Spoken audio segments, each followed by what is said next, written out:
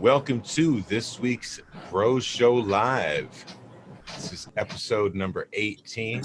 I'm Skillbone1, and the panel is all together. And I want to toss it right over to my co-host Sequence, and let's get this show on the road. How's everybody doing out there tonight? I'm doing extremely well. How is everyone? What's up, chat? What's up, panel? Abolished is hide in the shadows. Where old man's got his sunglasses on. I got my mustache comb. We're rocking. Kate challenged me to go dab for dab, so we're gonna do that today during the show too. Any predictions on who's gonna win? Kate raised her hand. I predict that all of us on the panel and chat are going to be the winners of this. Everyone wins. That's right. All right, so let's go around the horn and with all the little funny clips I'm gonna get out tonight. Once you guys get deep enough into this dab off. oh yeah, let's go around the horn and do a quick introduction for everyone real quick. I will mention that Red Setter won't be here. He's hunting, so he sends his regards. He's in a cabin somewhere, probably smoking and enjoying himself right now. Thinking about us, I'm sure. He doesn't have internet service where he is. He's probably cold as fuck, bro. I don't know. He's in a cabin. Nobody camps for real anymore. He's not in like a teepee or some shit. He's probably got radiant heating. Hopefully he's growing that beard out and staying warm, you know, wrapping it around himself. No shave November. All right, let's go around and do a quick introduction. Abolish, where can everyone find you, friend? What's up, everyone? What's going on, chat? You guys can find me at Abolish Farms on Instagram and YouTube, and over on Cannabis, I started being a little more active also. And wherever you see Michigan Bro Girls Productions. All right, Eagle. You can find me on Instagram, YouTube, my S Roots, Cannabis, but mainly on Instagram and YouTube. Thanks everybody for letting me be on tonight. You're always welcome. Kate. Hey, you can find me on Instagram at the Canna Kate or here on Sundays. All right, old man, you're up.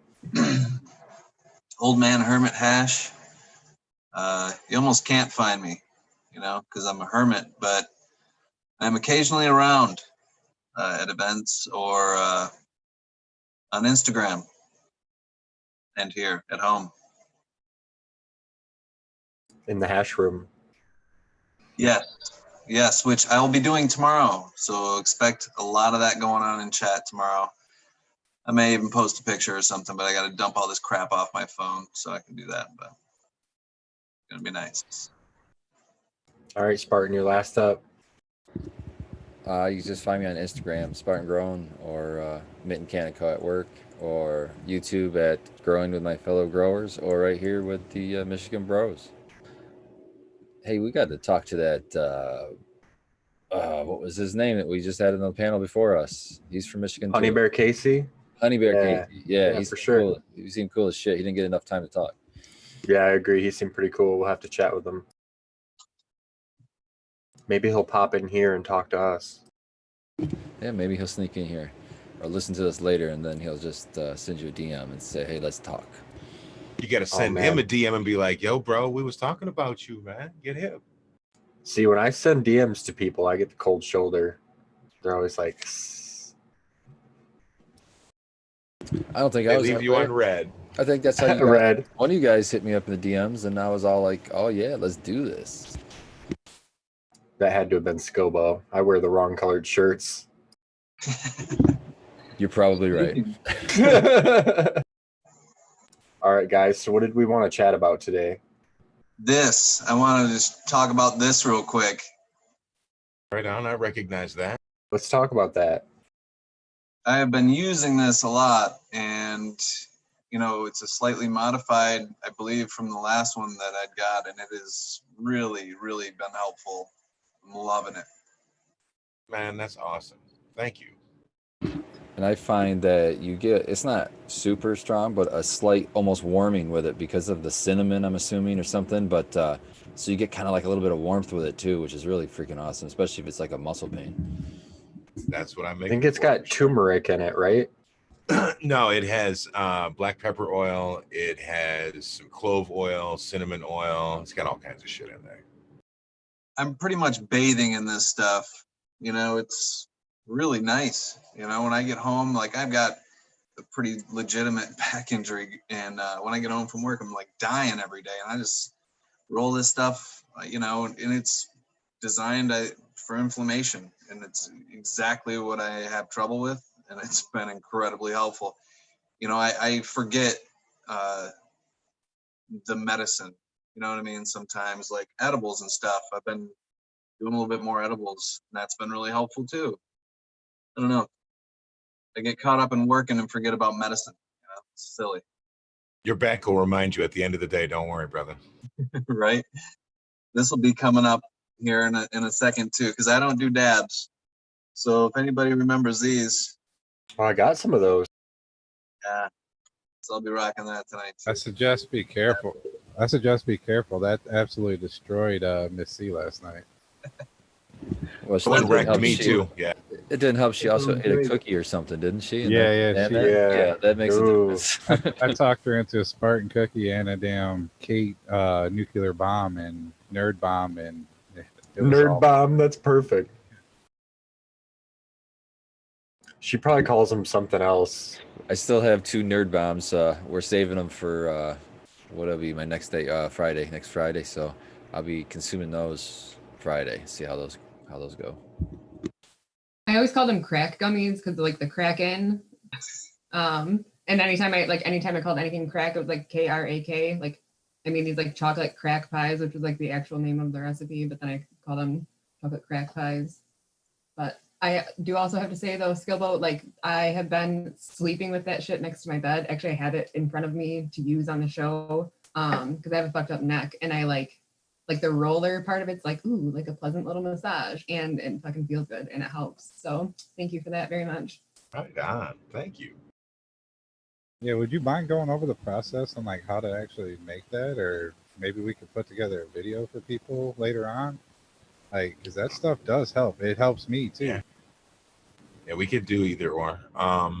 Basically, I start off with some cannabis, and I do an alcohol extraction using an old school magical butter machine.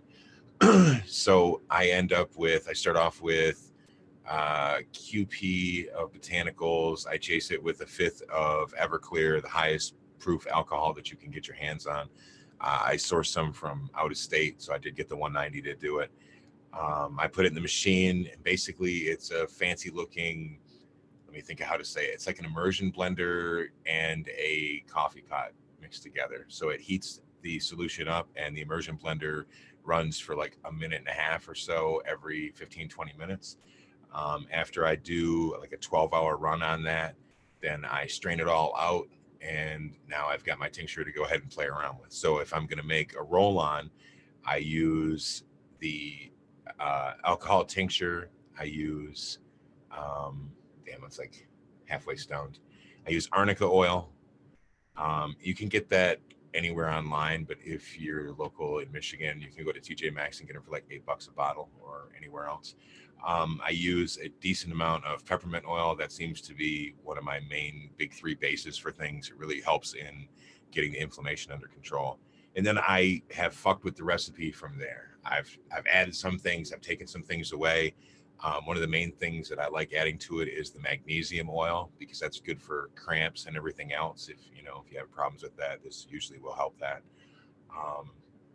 And I use, let me see, marjoram oil. I use there's so many, frankincense, the cedar wood, a bunch. I'm not going to slow the show down by trying to recall shit off the top of my head.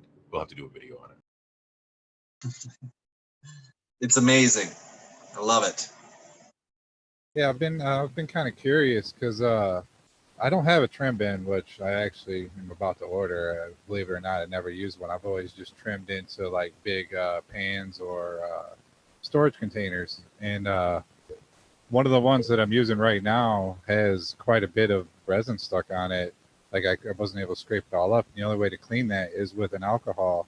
So I wanted to pick your brain a little bit and think, like, how could I get that used, say the 151 or the 190 proof or whatever, and use that to clean it, and then dump that and like strain it out to get any kind of keep or whatever stuck in there. Yeah. I use a trim Yeah. tray.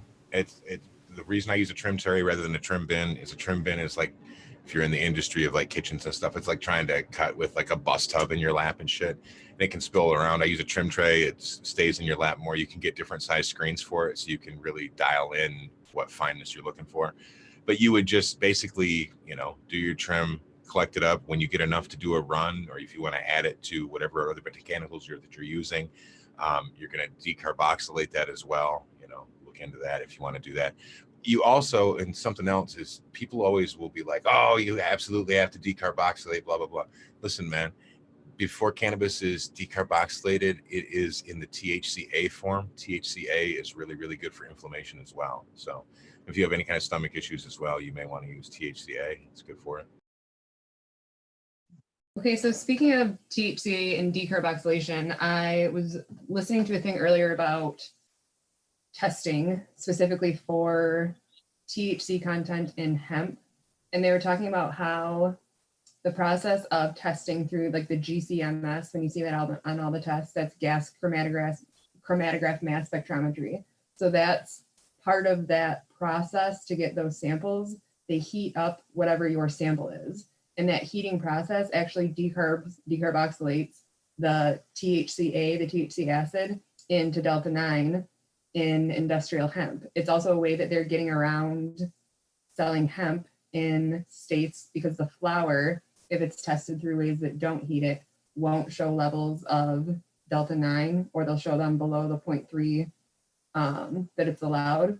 So what they're doing in some states is saying you have to use the GCMS testing so that if it does have delta 9 THC in it that can be converted, the test will show that, so that you can't be selling hemp flower that as soon as you smoke it, it turns into THC, like delta 9 THC. But also you can request in some states specific testing that's, oh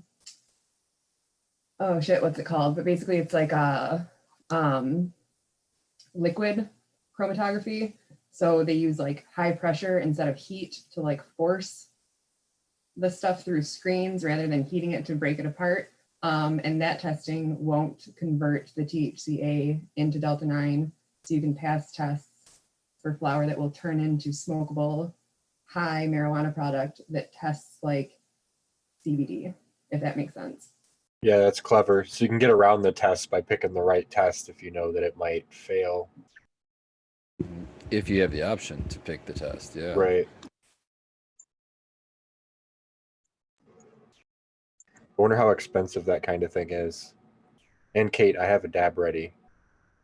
Dab Okay. time. I have to use my straw, but so in that thing that Skilbo sent earlier, I know that was like a different kind of testing, but they were like the at-home version of a machine was like $3,000. Yeah, So that was isn't for any of sex the, like, testing. Yeah. Yeah, any of the testing that you're gonna do at home or any of the equipment that you're gonna get you to do it yourself is gonna be like astronomical at this point. And even that test, they said it was $3,000 and it was still costing them $10 per sample to run, where the tests themselves are $40. So you can see where it's like not that astronomical of a cost if at home you're still putting $10 in materials and tubes and solution and whatever else. Look at that blunt.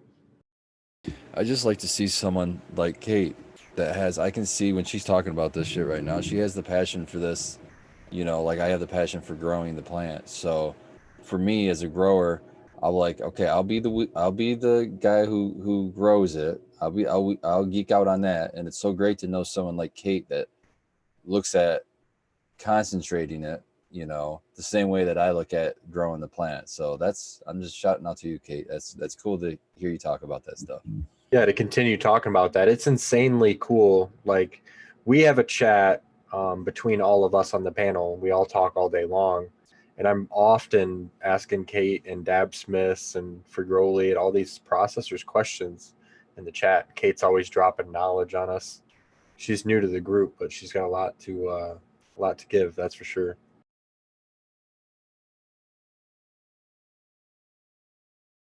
What's everybody got going in their gardens right now? We haven't done that in a couple of weeks. Eagle, how are you doing over there? Good. Just getting ready to flip the Mendo Loco and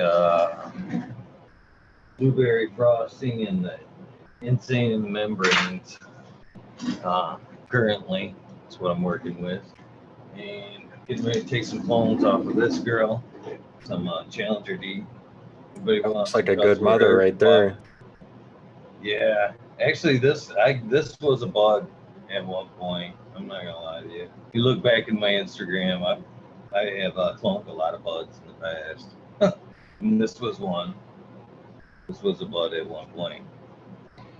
So I may be working her a little bit through the night as we're talking, if it doesn't bother anybody. But that's what I'm working on this week.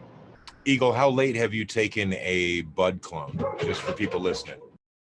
At harvest, the last chopping it down, just make sure it's the bud. If you can get a leaf close to that bud, that helps. But yeah, I usually, if I'm down to that, take a couple of them, put 3 buds in there. But I've always found that process to be just as fast to re-veg that bud as it is to re-veg that whole plant with a whole lot less space. So Do you do that in a cloner, or are you putting that in plugs? Are you sticking that right straight in soil? I'm dropping that right in the oxycloner. If you look back, I'll look back for you if you want to see it. Send the post to you so you can see it. But yeah, I've done it quite a few times, and it's worth doing if you're in the pinch. How long did that like last week of flower clone take you to revert? Because I know like 3 weeks in, it takes a minute for it to revert. I couldn't imagine at that point. Again, it's documented on my Instagram. I think it was ready. It was cloned out, ready to be put in the cup within 2 weeks, and I think within a month and a half, so 6 weeks total, I was ready to take clones off of it. I've actually taken clones off of this once before, and I'm getting ready to strip her down, top her, and I'm going to throw her into the flower tonight. So no more bud clones for the D Challenger D. That's why I want to add an extended veg so that I can just keep plants in veg longer and clone more if I feel like it, grow them bigger if I want to, flower them whenever I feel like it. Can you see this? I know you probably can't. My SK 660 took a shit on me. God damn that red light. But man, that thing's a beast. That's that one back there that I scrogged out. We talked about a few weeks ago. It's got that 4x4 pretty much built now. She's ready to go. Unfortunately, the Mendo Loco here didn't quite pan out from corner to corner, but you live and learn. Those I don't know if you can see those insane membranes back there. That's a stretcher. So if you happen to run that strain, make sure and top before you throw her in the flower. Hey, Eagle. For people that have been watching your series, what's your update on the pine, real quick? They're doing good. I can't get the camera to them, but they're bushing out nicely, and I'm due for an update on them within the next day or so. I've just been a little busy, a little slacking. What day are those on right now? They've usually been dropping on Mondays. Oh, I'm saying, how many days is it from Kraken? I think we're pushing day 29, and because they're under the LED, they're already pushed out nicely. I could actually top them out. I think another couple days I'll actually be able to sex them. So they're doing good. They're doing good. I'm one more thing about what's going on back there is I know we weren't told what the genetics was on the insane back there, but I've got one in the back one that's really striking my interest. That's kind of a citrusy pine. Maybe it's just me wanting the pine, but it has a stem rub right now before flower. That's definitely the terps I'm getting off her. So excited. Someone told you what that cross was. You didn't write it down? Yeah, I did somewhere. As Sequence furiously types and looks it up on the internet right now. Eagle writes everything. I down. literally am. How did you know? I love that Abolished looks like he's like in a 90s grunge music video. That Green Man one, the old Grow video from YouTube from years back. Just hanging out there in the buds. It kind of reminds me of the Coneheads. It's showing my age, but that's kind of what that looks like, just a bud head instead.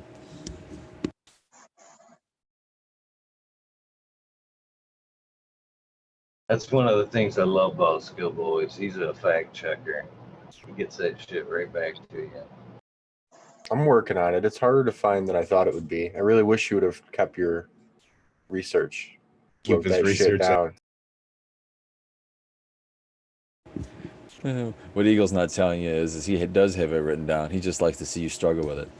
Bingo. All right, I'll get the book. If he When you wants to start see talking me about the struggle, we book- should cuddle. You kidding? You ain't gonna struggle. I make a great little spoon.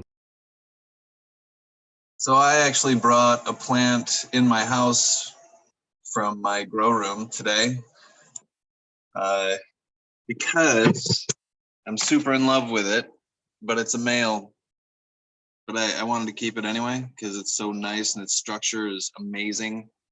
I've got a couple females running of this strain too, so I thought, grab a little pollen, maybe do a little dusting with that, get some more seeds. But it's glue sniffer. I'm telling you, structurally, Is that the one I broke when we were at your house? no. I like bringing that up. That's like becoming their flagship strain now. It's like it is. Everybody's having such good luck with that fucking strain. That's the one they gave away on their episode for the Michigan Bros Grow Show. Correct. I think I've got a pack of them. It's climbing up my list. It's stuff I'm popping next, man. He is really pretty. And Spartan, how you said that you like listening to me talk about extracting, like I love the way that you guys talk about your plants. Like how Eagle was like, I'm gonna like strip her down and toss her up or whatever. It was like, yeah, like he talks about it like a lady. Or like Hermit, how you're like, I just love it, but it's a boy. Like it's cool to hear people that love their plants as much as I love all of this shit with weed. It's endless, the amount of things that I want to do, and the genetics, I popped, or I haven't popped, they're not popped yet, but I threw into water some of those TGA that I got from you, Eagle, some of those jazz seeds. Finally You got need around to drop them. right? So I got some of those into some water, so that's exciting. I've got Grand Champagne I flipped into flower, some Jet A that I'm sexing now, a bunch of other genetic. I just took 7 males out of my flower room that were like, I was not expecting to have that many males actually. So that was nice. It opened up some room. I've been struggling with my veg tent being too full. So that's nice. It's allowing me to move forward into some other things that I really want to do, So on to new stuff. I'm kind of in the same situation. I just had a harvest come down, and I started trimming. I do a dry trim, but that snow cane from 2020. I'm really liking these genetics, man. But still, the one that I thought this whole time that I kind of picked up from the first harvest, the number 6 is still. In fact, I set aside a ½ ounce for my entry, so I think that's going to be my keeper, and that's the one that I passed out to you guys. So that's the one you guys have that I passed out at that last get together. But now they're saying, they've also brought up that you can enter more than once. So you can enter 2. They're going to allow you 2 entries. So now I'm kind of having fun with going through these other phenos to see, wow, which one do I, what do I have one here that I could think might be as good or pretty close to this one? So see if it's worth my time. So I'm having fun with that. But Right now, I'm totally blitzed on the number 3 pheno. It's kind of lacking flavor. It doesn't have. I mean, it's a fine flavor, but it's just muted. It's not anything that pops, but it's like super strong. So that's kind of a cool thing. So I've been excited doing that, and then I got to load up another round, so right behind it, and so the number 3, for example, I've got 3 of those under that light, so I'm stoked about that. I've got 9 plants total underneath there, and and I not only here's a cool story. I had 2 lights take a shit on me. I had my HLG version 1 550 start blinking on me. But I guess that's kind of a more common problem. They had an issue with the actual Meanwhile driver. Meanwhile had a problem with one of their driver series. I called HLG. This light is over 2 years old, so it's past their warranty. I called HLG and actually talked to Steve, the owner, or I think he's the owner, Steven Johnson. And I was like, hey, I have this. Is there any way I can just buy the driver so I can save the light? Because I'm pretty sure the light is fine. It just keeps blinking instead of staying on.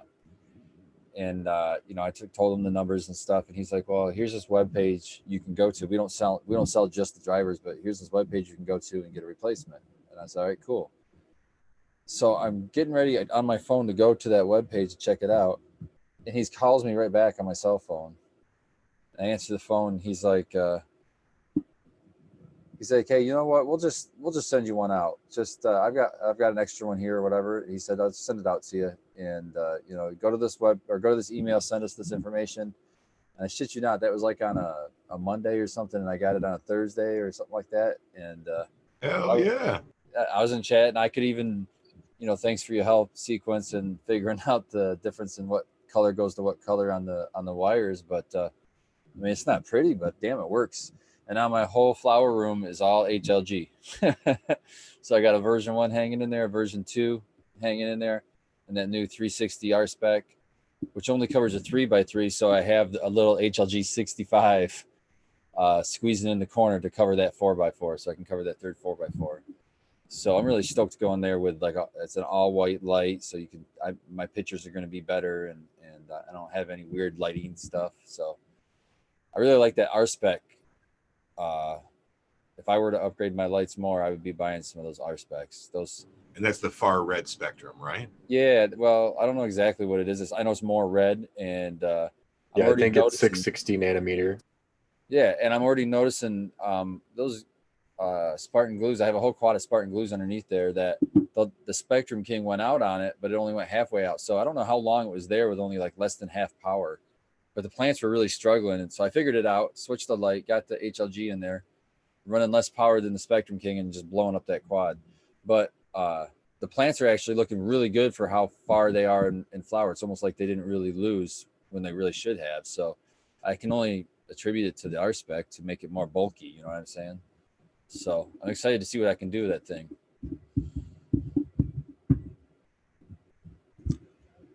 Wow. If you could have caught that on my face, I just about knocked my rig over again.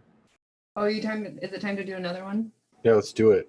Also, Spartan, it was perfect that you were like, Sequence is a resident lighting expert, and then you were the one that had a question about lights first.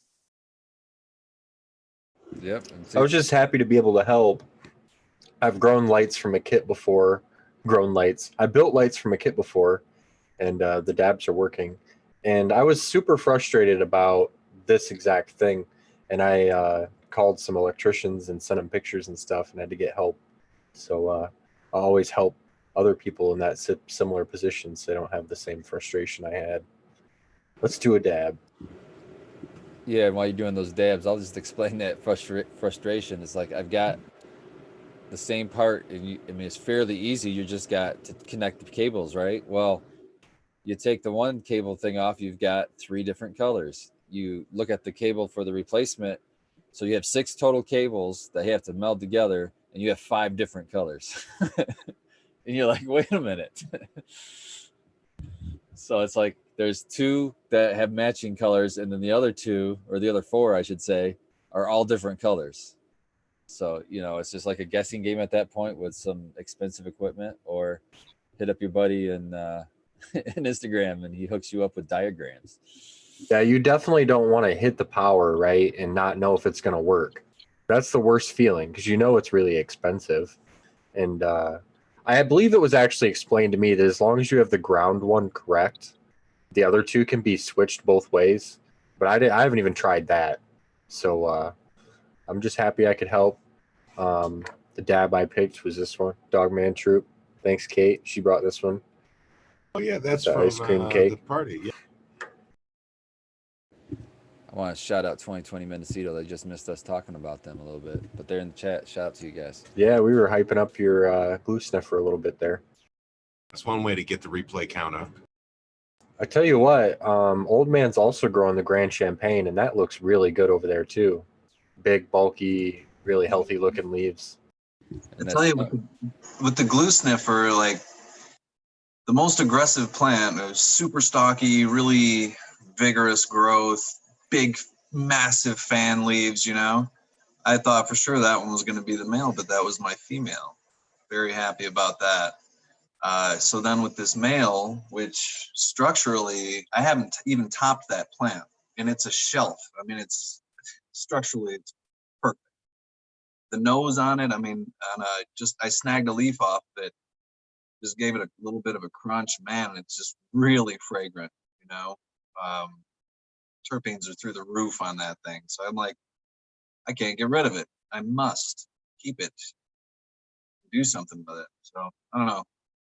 I'm excited to see. I'm excited to see what happens to that. Into the glue sniffer itself, get more seeds. I can't wait to see the Jazz resurrected. From one hash maker to another, you're gonna love that strain, buddy. Absolutely love it. It's fruity pebbles, heavy terps on the fruity pebbles, and it's just a huge yield here. All I can tell you is support that girl because you're gonna need it. And trust me, I can't wait to get some of that hash and a cutback. I only popped half of them, or they're not even popped yet. I literally just threw them in water with a little bit of herb. So Support that girl because she's gonna need it. I've been working on my scrog. I mean, you guys saw it when you came over, most of you at least, set up. It needs some work because I need another level to it, and it's big, hard to get under. Figuring it out. Make your next level out of PVC like mine and stack it on top of yours. Make a Polish watering wand. I need one of you to do this, or I'm gonna have to. I love that idea. Polish watering wand? Sounds like a nickname for a male member. Everything sounds like a nickname to a male member to use sequence. But we've talked about it on like 4 shows. New show quote right there.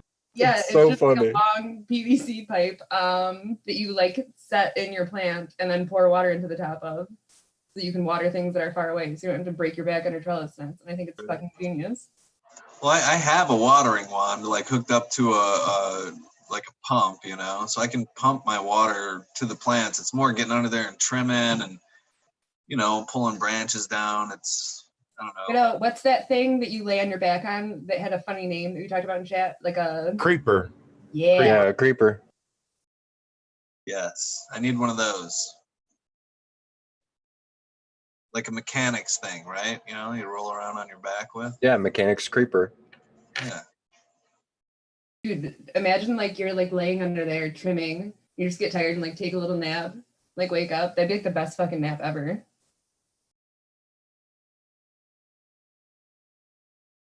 I've napped in my flower room before, actually. When I was down there defoliating and lollipopping and stuff. Fell asleep for a little while. It's happened. It's nice and warm and perfect in there. Little like punching bag and shit or whatever that is, like right outside his plant, so you can like hang out with them and do stuff. I love that. Actually, that's what's made me be interested in tents, because I can put it in a different spot in my basement where I can then be near them. So I'm like looking at tents now because of your setup, Eagle. Yeah, I'm surrounded by my grow. This is my office, so this is my chill spot. This is where I smoke. This is, and I figure, hey, that's just free CO2 for the plants. So I like happy place around them. Yeah, exactly. It actually does work. So I have a CO2 meter, And if I would sit in my room and smoke a joint in my room with my plants, it would quickly go from like 600 to like 1600. So it actually works. It takes them a while to use that CO2 up, so it's pretty cool. Yeah, that's just carbon for them, and that's one of the building blocks to, for everything for it. So it's a good thing to hang with your plants. That's why it's very important for you to be just there. I think that's where that comes from, where they say if you talk to your plants, it makes them grow better. I think it's just from you being there breathing on them more than anything. That I agree with that, but I've also heard some interesting studies about just letting music play in your room in general can affect your plants. And the different they went as far as to say that even the different types of genres that you played affected them. If you played like a heavy metal music, it was actually negative on the plants. They actually suggested to play like a Mozart or something along the lines of like a 528 megahertz, something like that, and they would grow a lot better. I've never put that science to test, but it was a interesting watch for sure. Yeah, it's definitely an interesting idea.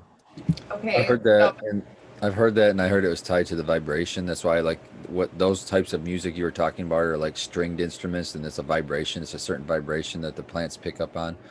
And there's actually a study, and you're 100% right. They're saying exactly what you said, that they grew better and actually towards those sounds over the heavy metal where they kind of shied away from.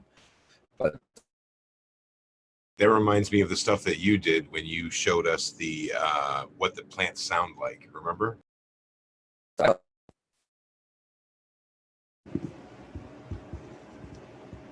I think I just froze up. You guys there? Yeah, you sound all right. Okay. I was just going to say, I think there's a mental connection with the plants too. I think there's something to like the studies where if you wrote a negative phrase on a plant and then a positive phrase on another plant, the plants with the positive phrase did better. Or they did studies where they had people say negative things to these plants and then positive things to these plants, and the positive plants did better. So I think there's something to do with some kind of psychological or whatever you want to call it. There's some effect there. AJ in the chat says his plants talk a lot of shit. Barton, and there's actually a Japanese documentary on pretty much just what you're saying. They took water and they imprinted negative and positive words on the glasses where the water was, and then they froze them glasses, and the patterns in the positive glasses always had geometric shapes and positive beauty to them, and the ones with negative phrases and whatnot always looked distorted and not correct. And they weren't no way geometrically correct. And it was, again, it was physical proof over and over that he had documented. Real interesting document. Yeah, and it's even supported in the Bible. If you believe in Christianity, I happen to be a Christian, and there's things in the Bible that even say, like they say, there's careful what you say, basically, because there's lots of power in words, and I 100% believe that. So I talk a lot on these shows because I get really high, but in person, I'm not a person to say a whole lot. I tend to listen a lot more than I talk. So I know there's a lot of power in words, so you should be intentional with them, I think, because what you put out there, it's returned to you. We actually got into this on the Frugal Way a little bit, being Spartan, and I don't remember who else was there for that episode, but whether it's a spiritual connection or one of the other theories that I had is like in my type of farming and a lot of regenerative type of farming, the microbes, like all that, you become connected, all that becomes part of you eventually. Like you're keeping all the same stuff around, and eventually your strains, like I believe there's a connection there, and you just, because like the stories that I shared on that episode, like a few times, more than once, I had plants fall over in the middle of the night, and I'd wake up sick to my stomach, and I'd go in there, and it was my plant, and I felt better as soon as I checked on it and fixed it. I've had a lot of crazy stuff like that happen over the years. You hear me talk about, like, I just sensed that this plant is no good, like right in the beginning, and I'll call it. I believe firmly in the connection with the plant. A lot more than, and there's a lot the talking and stuff like that. Yeah, it's a living creature. You should have a connection with it, but mostly that is a vibration thing with the music. It causes stimulation of the plant.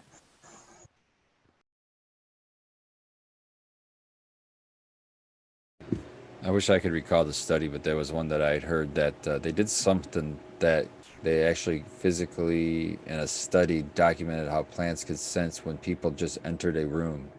They would react to people's presence in a room in some way. But just that is interesting. These are other living beings. People, vegetarians may say, I only eat plants because I don't want to kill anything. But I'm sorry, but the plants are just as living, I think. I mean, we don't know very much about it. We've always been looking up and trying to figure out where we are in the universe. We're not looking what's at our feet.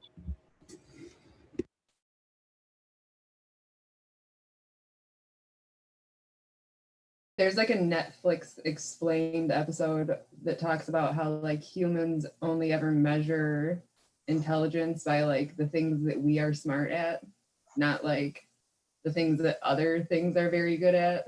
And it's funny that we're so like focused on our own selves that we can't even understand what to look for in other shit. It makes a lot of sense when you really look at humans and think about us.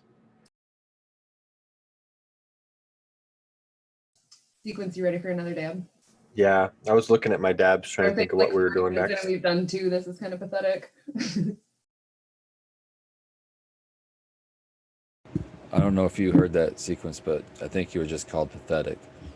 I get that a lot. By a girl, too. I know. This is the thing. This is the reaction I get from girls.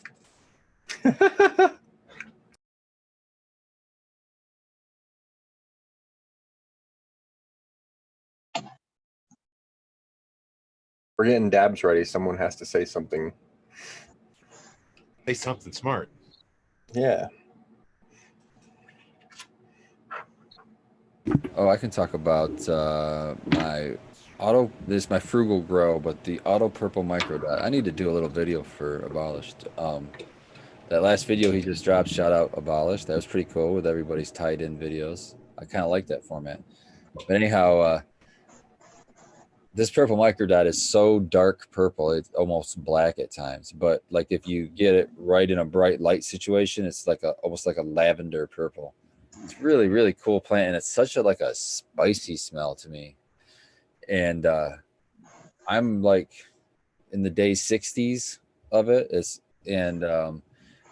like still super dark green, so it's not like it's hurting for nutrient. I had like one or two leaves at the bottom of this plant are starting to turn yellow, but this thing is taken up at like a 2x4, and it looks like, I mean, right now there's not much there. There's buds there, but it looks like sativa-ish almost. But if those buds all fill in, I could I could have a pretty damn good harvest right there out of that little autoflower in that cocoa. So I'm really leaning towards I don't know when I can squeeze it in, but I'm really leaning towards trying to do a transferring that system just into what I've been doing. So instead of using my bagged super soil mix that I've been using, just use Coco Loco in just one plant and put it in my rotation. And I'm going to have to keep amending it, obviously, because it's going to run out of nutrient probably in flower. But I'm going to see if I can do that, because that Coco Loco is so much cheaper than what I have to pay for that soil. And it's cocoa. What are you gonna amend it with? Down to earth amendments probably. I have a couple things. I have some compost from Dairy Dew that they sell at Grow Green. It's fairly cheap, but they have a cow manure compost. They have a chicken manure compost, and I like the chicken manure in the early stages, like veg, and then I like the cow manure as a top dress, maybe as you're switching to flour or something like that. As far as that's more microbial, but as far as like how am I going to give it nutrient, like that down to earth BioLive, it's called, and it comes in a big old box, but that's like a good all in one. I also have from I can't remember what company it was, but it was just at the grocery store, insect frass, and it's a 222. So that's something like if I really wanted to, I could probably sprinkle a little bit every week if I wanted to, just because it's so low concentration. But so it gives me little things to play with. I can do a 222 for like an all-in-one, or so just any of those organic like top dress things. Maybe a little bit of seaweed or kelp, or give it a watering and recharge here and there. Mhm. But just play with it and try to get it down to as minimal as I can and make it as easy as possible, because that's really what I'm looking for. But I still want the quality. So, but if I can do Right. that with cocoa and maybe get better results than when I'm using soil, because I think cocoa is at least a little less harsh on the planet than using peat. So if I can make cocoa work, I'd like to do that. So that's kind of what I'm doing, and I've seen good results with this autoflower, but that's not a photoperiod plant, so it'll be interesting though. I That think I'm still down going to run those in there. that down to earth is honestly, other than a silica supplement, will be all you'll need to re-amend that, because that's what I used for the bulk of the years when I was working with Coco Loco. That shit works. It's good. Good price too. Yeah, so see, that's where I'll start right there and just do that, and maybe just tweak things here and there if I feel like I want to. So that's a good base I have, and then if I want to screw around with the insect frass, or I want to do like the aloe top dressing, I'll play around with that.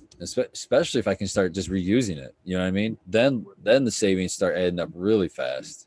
If I can just keep that recharging that soil, and then just plant right next to that root ball, and now I'm not lugging the damn bags up and downstairs, and I was saving money not having to go and buy that crap. I mean, that's win. I've thrown worms in there. Now I'm getting more of a living soil, and they're gonna have babies, and I don't have to throw leaves away or compost leaves. Even I can use them as a top dress. If I can get to that kind of system and not have to fight fungus gnats or something crazy, Right. that's kind of my goal. That's kind of my end game. That's what I'm kind of striving for, because then that to me would be so much easier, because I'm not emptying tubs, and I mean those things can be heavy, full of soil that's moist, trying to go up and down the stairs. So if it's a system where I can just literally, they're on wheels, just push them around and reuse them, that'd be freaking heaven to me. So Well, and like you said, cocoa is more environmentally sustainable than peat too. Also, so I like Yeah. to toot my Yeah. horn on cocoa a little bit and support it that way. Yeah, and it's all organic, and it's going to break down too. So I mean, as you know my idea is I'm just going to put all the matter I take off of the plant, like leaves and maybe some stems and stuff, and chop them up, and they're going to be like a mulch on my top of my thing, and that's what's going to be becoming the medium that I'm growing in eventually, when you do it 100 times over. By then I don't know how much cocoa is going to be left. But another thing I thought about is, if I thought I was really struggling, like I run one and I felt like, wow, that's really weak, instead of putting more like amendment on it, maybe put the same amount of amendment, but put fresh cocoa loco on top to add that cocoa base back in. So that's kind of what I was going to do to try to refresh that cocoa, because I'm concerned with how things are going to change in the soil pH wise, and what that cocoa is going to release. Hopefully it'll just be awesome, releasing a bunch of like phosphorus and calcium, which you would think would happen, but I don't know. I've never done it, so it'll be fun to try it out. I believe it does, and I reuse my cocoa over and over. And what you'll notice is it breaks down, like all the fibers kind of have like a half-life. Every time you harvest your plants, they like all break in half. So you get dust in your cocoa. So the main thing is that you got to rinse out all that dust in between each run, and then you'll be good to go. Yeah, I need to have you come over and like dig through some of my old soil and check it out and see what you think of it. Because to me, it seems like it turns more and more into like that black gold. It reminds me of that old really good potting soil used for clones. Like 5-6 years ago, it was popular, but it had a real healthy like black color to it. That's what it reminds me of when you dig down in it. It doesn't resemble cocoa in any way, unless it's PIF or whatever like the sequence is talking about that's left over. Your Yeah, cocoa so is being turned into compost in your system. Yeah, well, and then with the leaf matter, it's almost you're making a humus layer, whatever they call that. So, and that's just going to be rich in microbes, and then again nutrient for the plants. So By keep dropping those leaves, you're just adding to the humic layer. So to before it's too long, that's all you got in there. And if you have worms in there, they're just adding worm compost the whole time. So like you're right, you're growing in like black gold. It's like worm compost and regular compost mixed. And what would be better than that, really? You know, for microbe action anyway, because then you got all that food from the compost, and then you got all the microbes being introduced from the worm castings. It's just got to be crazy awesome for roots. You just got to buy a pile of worms and put them in your bed, Abolish. You got a stutter worm bin, dude. It's fucking awesome, man.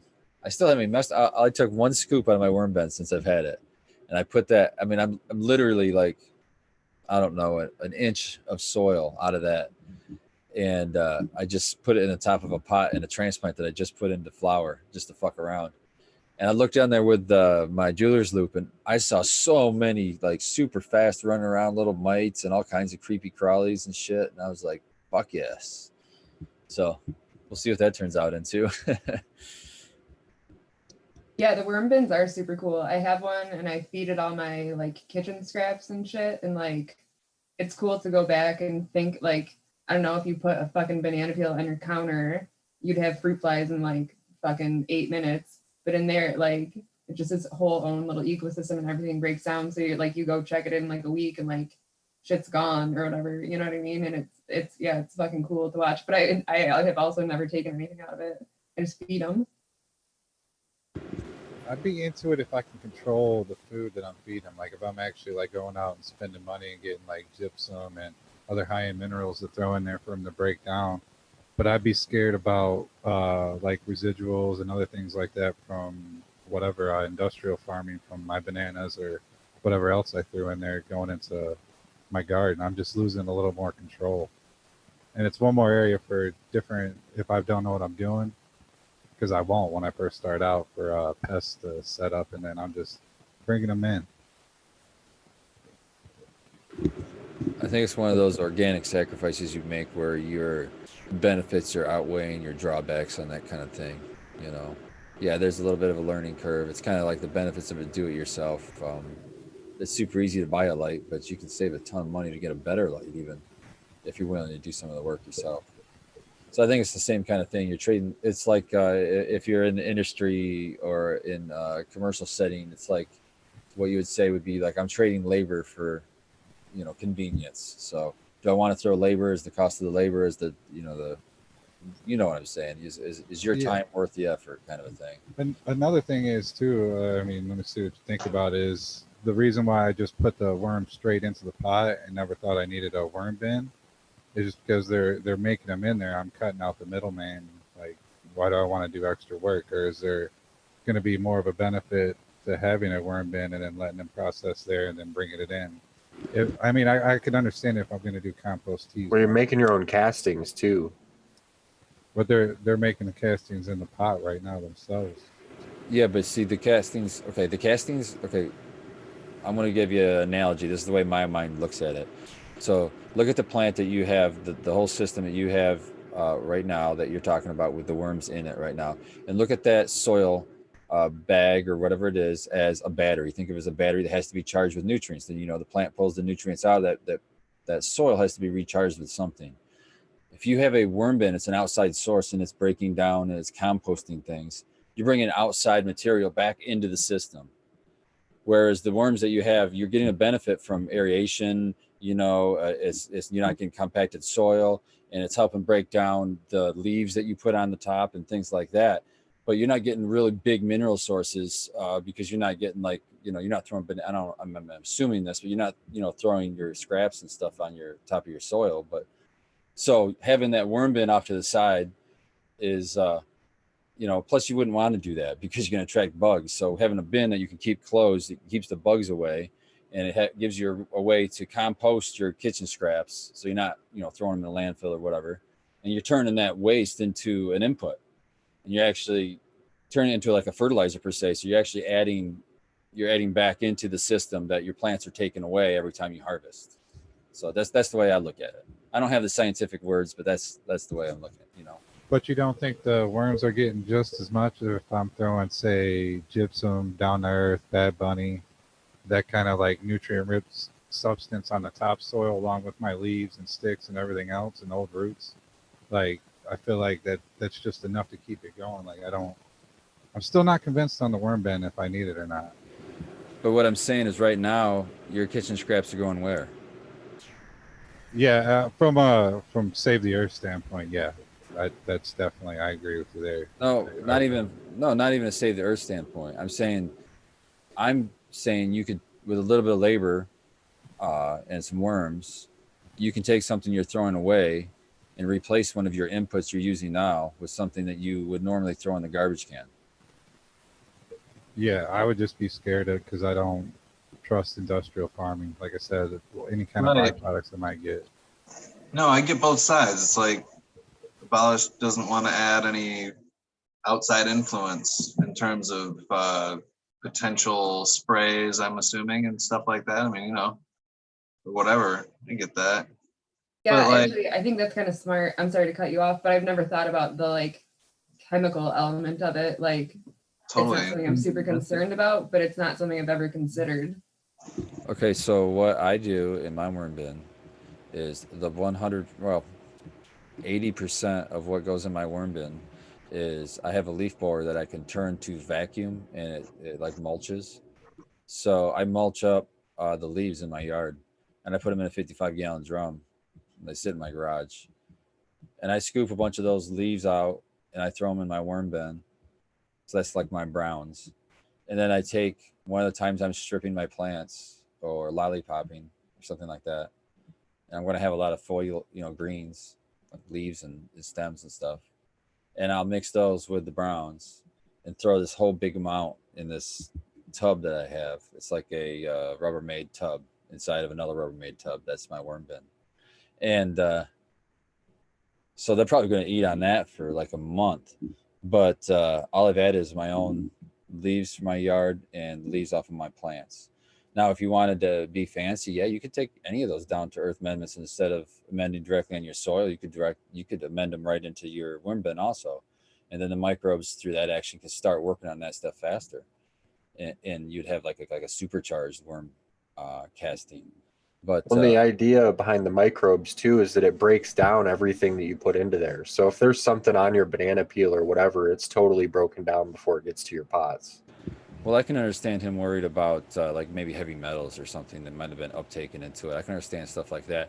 And if you're worried about that, you don't have to put your kitchen scraps in there, or if you're, or only the kitchen scraps that you think are fine, something like that. But yeah, you can. There's people that feed their worms like oats and stuff. But I mean, I just use the leaves out of my yard and the leaves off my plants, and that's the majority of their diet. And so far, they've been multiplying. I mean, I'm seeing more of them. Oh, watermelon rinds. We gave them some watermelon rinds. They fucking love those. And yeah, that's all we've really been doing. I threw some biochar in there too. I think that's it. Because I figured if there's going to be a lot of microbes in there, I'll have that biochar for someplace for them to live in. Smart, It's a good idea. Was that a particular type of biochar? Was it like pre-charged and all that kind of stuff, or was it? Yes, it was a pre-charged, so it's going to have some nutrient value to it too. And it was like a black dust, and it was a free sample that I got at I think it was a Grow Green event, one of those. So I just put like a bag of that in there, and I said, "Fuck it, I don't have anything to lose." It's not a huge amount, and my worm bin's fairly decent sized. I need to get in there and start harvesting some worm castings because it's about halfway full right now. I could probably go another month, but yeah, it's fun. It's a fun little thing, and it's not very high maintenance, and it doesn't create a ton of bugs. So, so What are your far, guys' thoughts on pumice versus perlite? I haven't used pumice, so I don't know, but I'm down to try it. It sounds better. It sounds like it'd be better for like it wouldn't break down as easily. Yeah, and I guess it doesn't float like perlite does. Yeah, because isn't pumice pumice more like a rock, where like So they're both volcanic rock.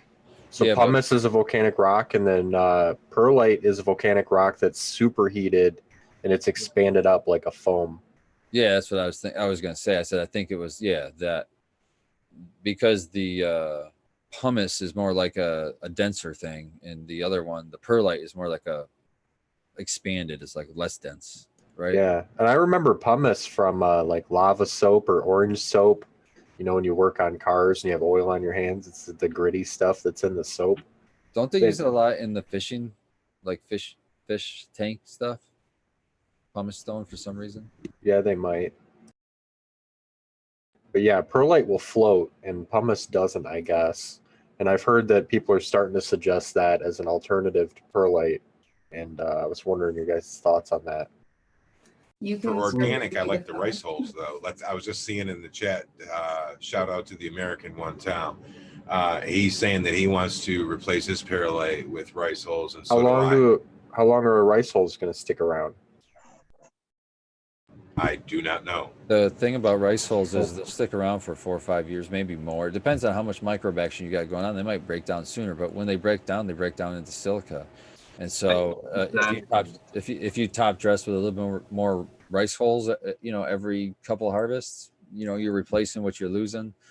That And says rice holes float too, though. So that I don't know if that solves that problem. I've seen people actually top dress with rice holes, like you know how people will do for sand to try to keep the Fungus gnats, yeah. Yeah, they'll just use rice holes instead and do a real thick layer, and it helps with that. It looks cool as shit too. I thought about maybe doing it one time once I ran out of straw. I got one bag of straw from a farmer buddy I know, and I'm still using that same bag of straw. It's awesome. The rice hull will break down into nutrients too. The perlite after a few years, like some of my older pots, the perlite will like break down to a sand, and like it probably caused some type of compaction issues. Well, I believe it does. I was just curious how quick rice holes broke down. You know, it might be, if it's super quick, it might not be useful as an aeration, or if it breaks down super long, it might not be useful as a nutrient. So it's good for people to know. I'd be open to try the pumice stone. That's originally why I switched over to the chunky cocoa, was where I wanted the aeration, but I hated the perlite. When it was time to get rid of shit and go throw it out in the yard, I have a nice silvery white yard that's really tough to deal with. Not only does it look bad and obvious what you're doing when you throw it into the yard, but as it breaks down, like Abolish says, it forms a nice layer that doesn't, like water, bounces right off it, and it works in a negative way to your lawn after a while, and if enough of it is introduced. So I'm really open to the pumice stone. I think that would be a nice alternative. Plus, I hear it holds a lot of air in itself. Plus, I could go walk through and I could pick that stuff off, hose it off. It'd be nice if there'd be a way if you could maybe aerate it again, maybe set it back on fire and hose it off again. Who knows? But I like the idea of not having a bunch of it all through the yard. But again, that chunky cocoa got me away from that. That's its own aeration system for myself.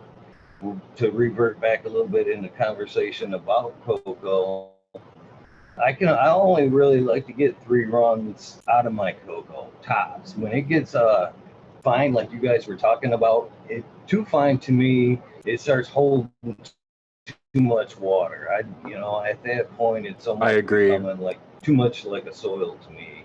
So I mix every time. I'll take one of these pots and I'll mix it to a 2.5 of the chunky cocoa, reuse it, and I'll do that a couple of times until I can see it turn black, like Abolish was saying. And to me, at that point, it's too fine. It goes out into the yard, and I'll start the process again with all new, nice finer cocoa, 1 block of nice fine cocoa and 1 block of chunky, and just start again, mixing again with chunky. I know that when I got that clone from you, that 9-pound, and it was in that chunky cocoa, dude, I watered it and all the water came out, which I, pretty used to with cocoa or whatever. But then I tried to transplant it and I was like, holy shit, I hope this holds together. Somehow it did. It's like playground mulch that he's somehow growing plants in over there. It's incredible. Man, once you get used to it, I'm telling you, you'd really like it. You would really like it, no doubt. You know what works really good for aeration and cocoa if you don't want nothing to break down or anything is straight up hydrogen pellets or lava rock. That stuff will last a really long time. Or biochar, right? Yeah, biochar will take a really long time to break down. I really like the idea of using biochar just because it's carbon that's being taken out of the environment and used for something useful. It gets better with time. You know, it might not be the greatest the first time, or second, give it some time. That's one of those things you want in a bed that you're going to be reusing and not tilling up and all that. That's where you're going to see the biggest benefits. I mean, you can get biochar that's charged, and I guess that's beneficial. But I think the real benefit for biochar is if you're going to have a bed that you're going to reuse. That's where you want to use that.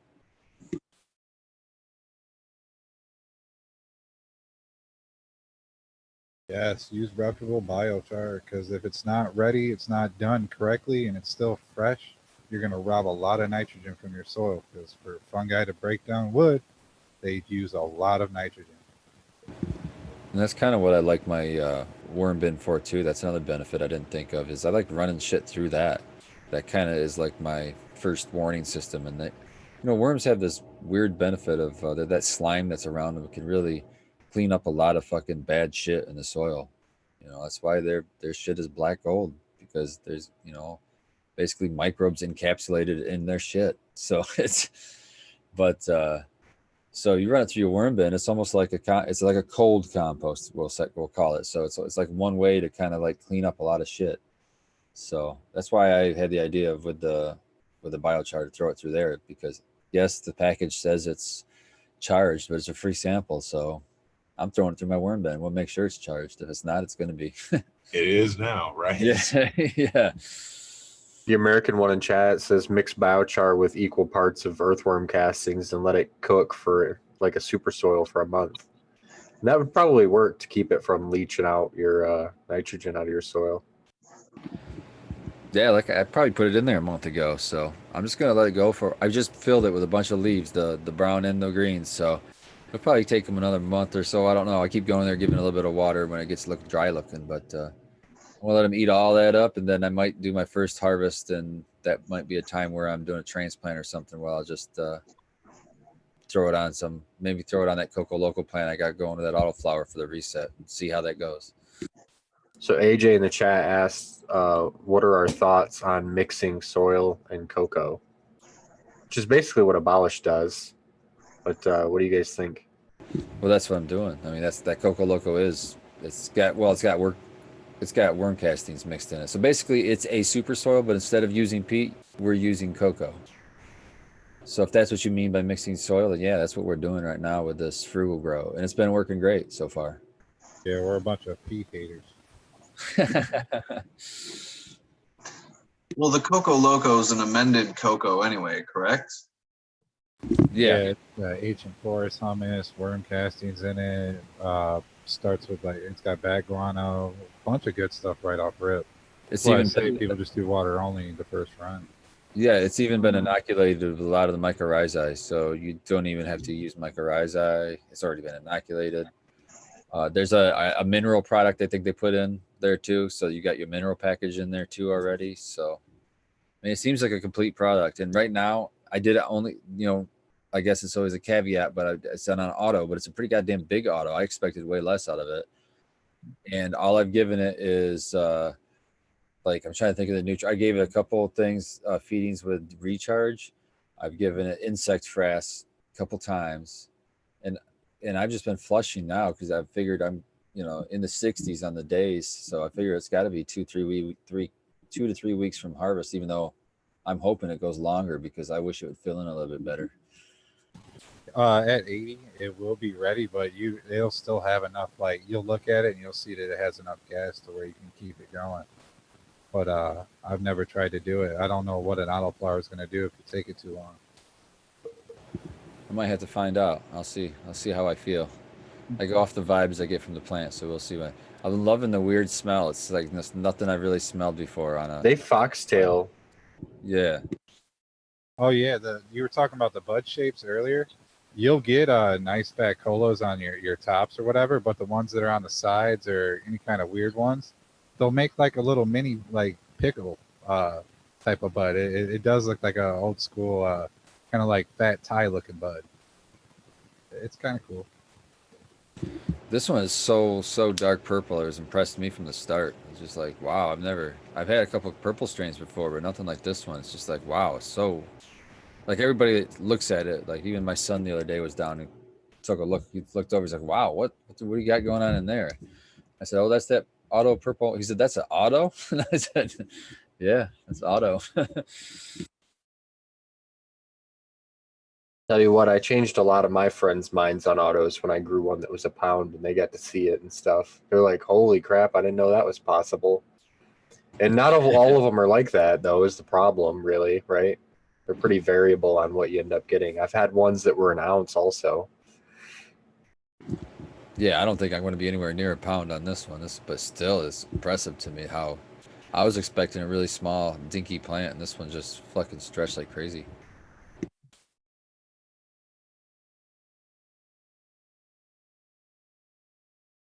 Kate and I are up to 6 dabs, by the way, if anyone's tracking. Kate's handling hers like a champ, bro. She's doing all right over there? No, she hasn't talked in a long time. Just faded, bro. No, dude, I was super excited. She's to fucking see- faded. Shut up. In the chat today, Coma dude, because when you guys were first like introduced me or whatever, you were like, ooh, you know, like hope you can hang out and smoke. Like you don't want to be like Coma guy. And then today I got to see Coma guy. So You got that's to see an actual picture of him, yeah. He lives on in our memory and our fucking funny ass stories for sure. She got to witness some of our finest work. and in a photo from Canna. Did you not see that in the chat, Skilbo? There's like actual photographic evidence. Oh, yeah.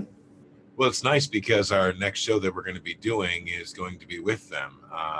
We recorded that yesterday, so be on the lookout for MI No Till Guy and Canna Kitten show coming up as episode number 25. Can you see this chart? Let's say, believe it or not, guys, Coma Guy does make an appearance in that episode, the video one, so you better stay tuned. Yeah, we see the chart.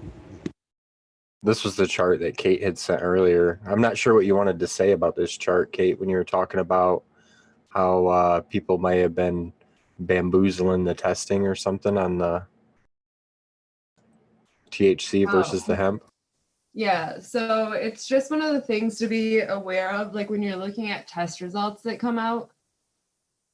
So recently there was one that had like, I think there was supposed to be 100 milligrams in the edible, and it came back as having 30 because it had 30 of Delta 9. But it had a lot of Delta 8. So that's fine. Delta 8 is, so Delta 9 is like the classic, like what people think of when they think of THC. Delta 8 is like similar in a lot of ways. It's like about 2/3 as psychedelic, but it also has like much better properties for like nausea and anti-inflammatory and shit like that. So it has like better health benefits. But in cannabis plants, Delta 8 doesn't grow in like a super large amount. So like recently there was a company that was able to do an extraction that was like around 30%, I think. I might be wrong on that, but it was like they were able to isolate 30%. And that was like a super high amount. So from cannabis, you can only get about 30% Delta 8 THC. But if you look at this little chart, how it breaks down, you can, and it's super hard for me to explain because I'm really fucking high right now, but you can extract Delta 8 THC if you look at the far right column. Yep, and you go back. Oh God, I don't even know how to explain it right now.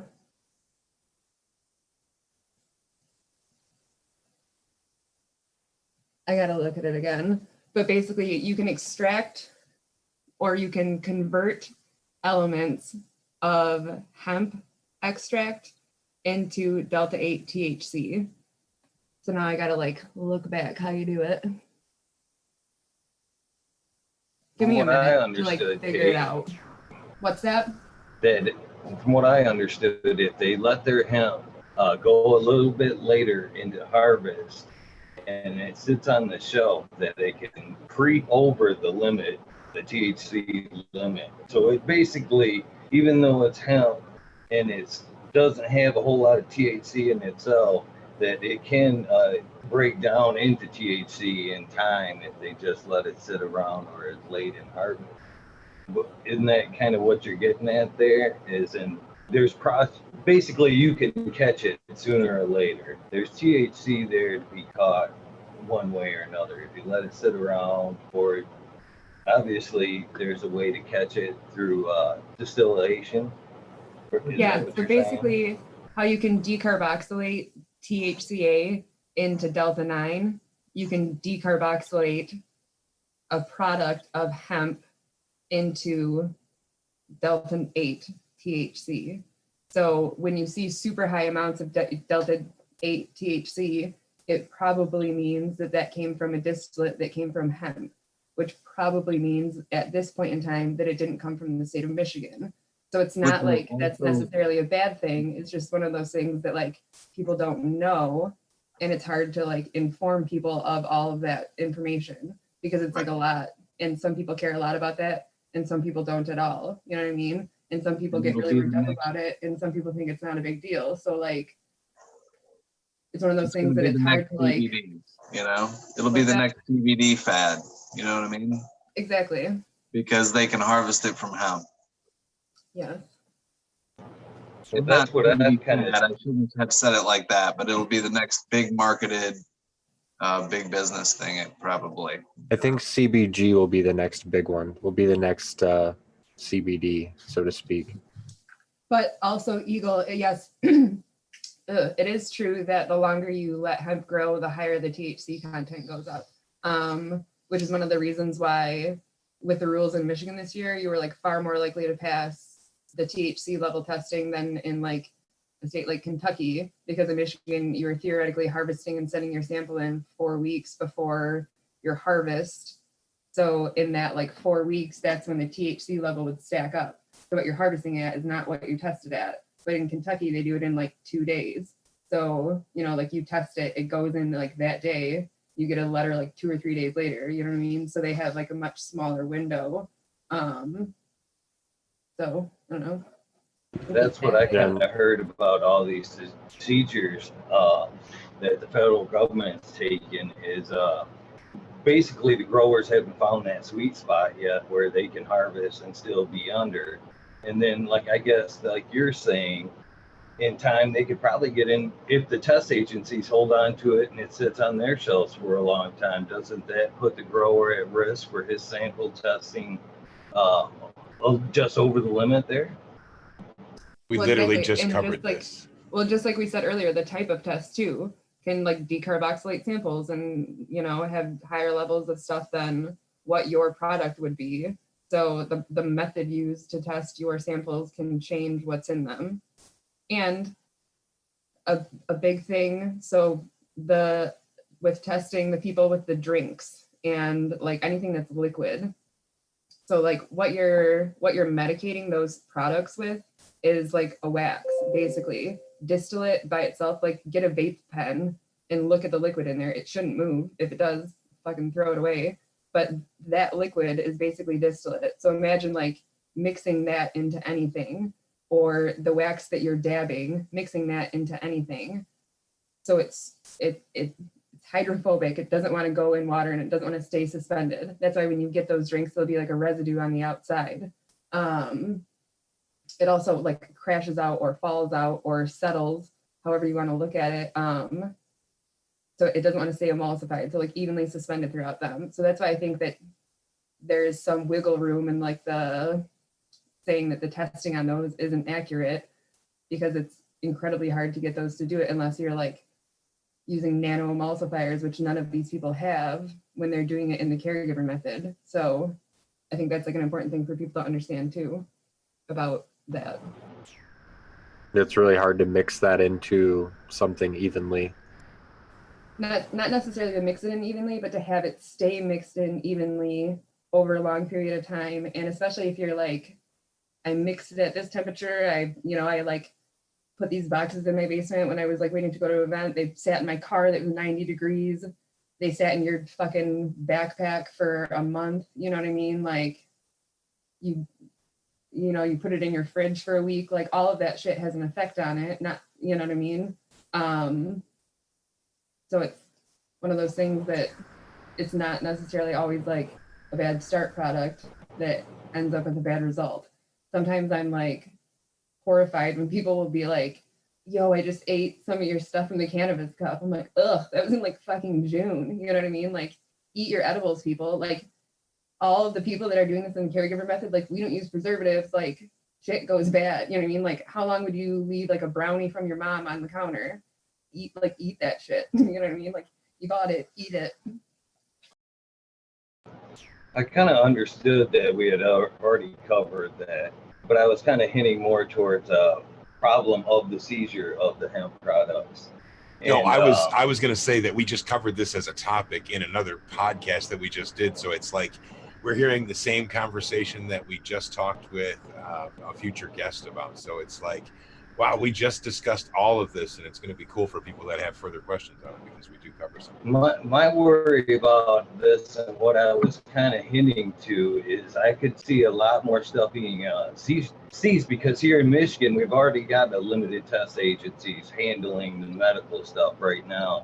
Now we throw a bunch of hemp testing on that. And those tests sit on the shelves because one reason or another, they're taking priority with medical versus the hemp. Now their samples have done, like we just discussed, creeped over that THC limit, and now their stuff's all being seized. I can kind of see what the correlation here on how it could be bad for hemp farmers unless they have their separate testing agency. And maybe, if they have their own testing agency just dedicated to the hemp and the hemp farmers, maybe they could break off and clarify more what she's talking about. That could be a whole another market, basically. That's kind of where I was. Well, what I had mentioned earlier was we were talking about it, and I said, well, these hemp farmers, are they using clones or seeds? Obviously, they're probably using seeds. Well, we know that there's a variability in genetics of seeds in the first place. So how do we know that, let's say that you popped 150 seeds. So out of those 150 seeds, how many of those are really going to be less than the 0.3% THC? There's way too much variability. Supposedly they're guaranteed. I don't know. Well, seeing they're weighing down by the process of, they're not doing like an open breeding program.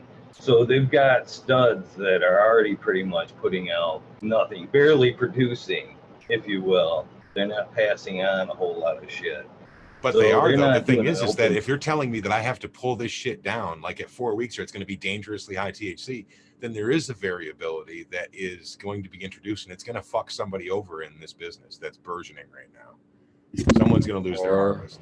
Or, regulators can Agree. do a smart thing and move the percentage up to like 1%, where that's totally fine, and that would give these people some breathing room for stupid things like this. I mean, I think it's just a matter of people who are making the rules don't even understand what the hell they're trying to make rules for.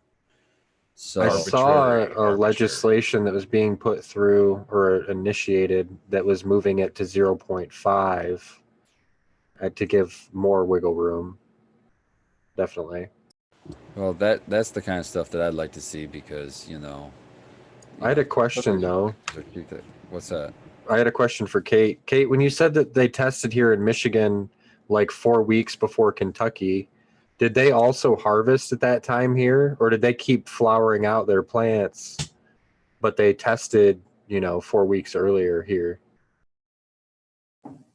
So in Michigan, there was like more of a process, and to be honest, because I never had to like be involved in any real capacity besides like fucking learning about it while I was like trotting along behind somebody in a hemp field. I don't really remember what it was, but it basically involved like a really fucking stupid back and forth that like allowed for like you cut down a sample and send it in, and then you dick around with the state for 4 weeks, and then they give you the go ahead to harvest.